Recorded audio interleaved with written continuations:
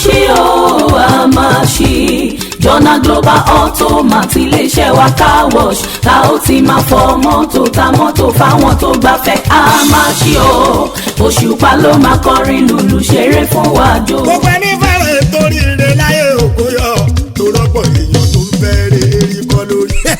ìkójáde iléeṣẹ́ wa jọ̀nà global automat ọjọ́ Sunday September 29 ọdún yìí la fi sí o.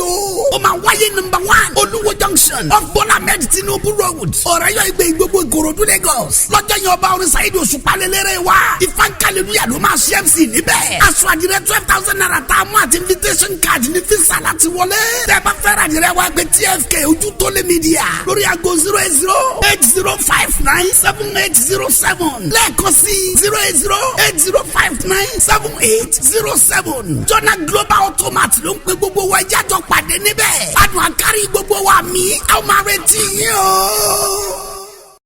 gbogbo ẹ̀yin ará Mushin Oṣòdì àti ìyànà ìsọlọ̀ ẹ pè ìyálájé Mariam tó wà ní Fatai Atẹ́rẹ́ junction 0903-534-0150 ẹ̀yin tí Olúfimọ́ ní Ìkẹjà ọgbà Agége Ọjọ́ta ẹ pè Àrẹ̀mọ Wàsíù Adéwọyè sórí nọ́mbà yìí